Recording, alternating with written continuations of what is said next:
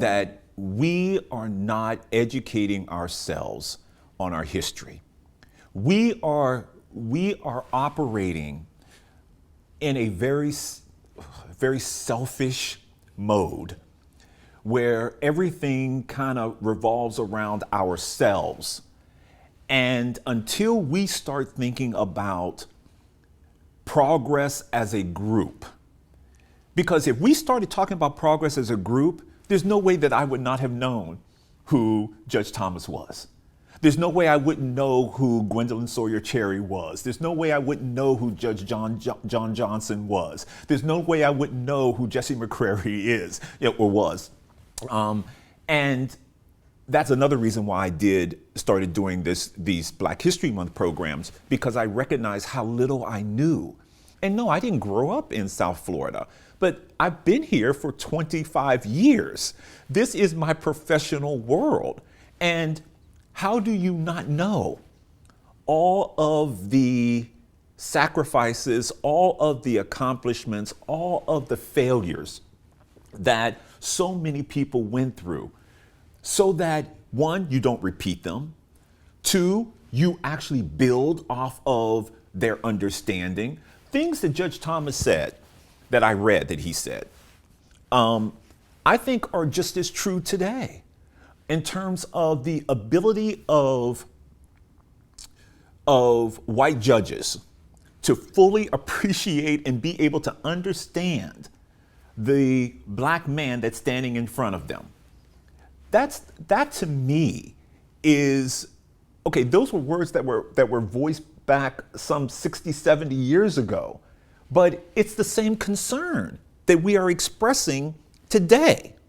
And so not to know that, and I'm being more candid with you than maybe then I'm not going to appreciate it later when people start talking about William Thomas, but I really didn't know that.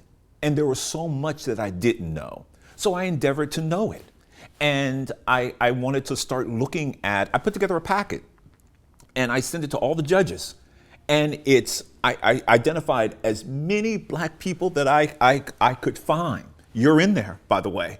And you identify as many Black people as we can identify, because you did something that, as a woman, okay, as a Black woman, that was not the easiest thing to do. And so it's those things that I think we need to know. We have 10 Black judges on the bench right now, Miami-Dade County State Court bench. When I ran for judge, that was 18 years ago, we had 8. 18 years, we managed to have 2 more 10. Yeah, 2 more Black judges on the bench.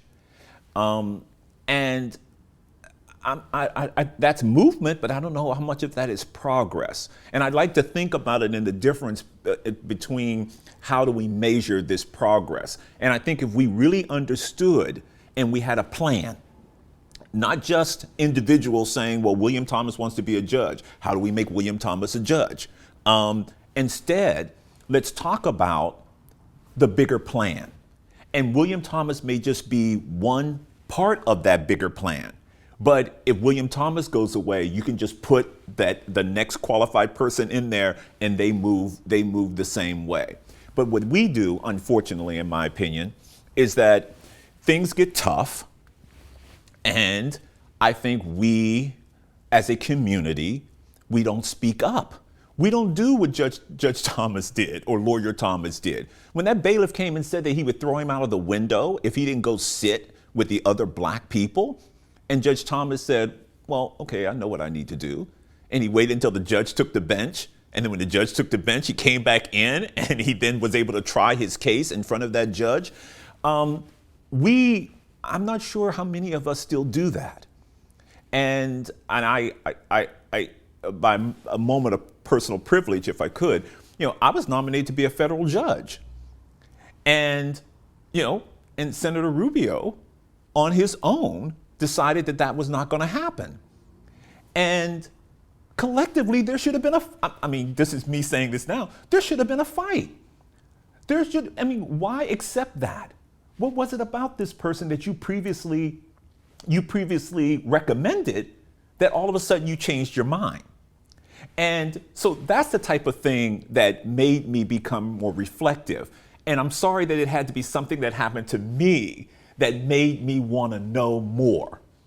And then made me want to say, now that I know more, I know we have to do more. And I don't mean William Thomas alone. I mean all the president of the Black lawyers, the president of the Haitian lawyers, the organizations, every lawyer. We got to be much more aware, and we got to have a plan. Not when something immediately happens. Something happens in the street and we protest, and then all of a sudden it goes away, and we protest again when something else happens in the streets, and then we go away, and then we protest again when something else happens in the street. I think there needs to be a plan. And part of that plan sometimes is working locally and then working your way up. School boards, commissioners, judges, police officers, doctors, lawyers, and we need more. So the struggle that so many people like Judge Thomas endured, it's something that I'm embarrassed to say that I had to learn way after the fact, and I should have known it a lot sooner.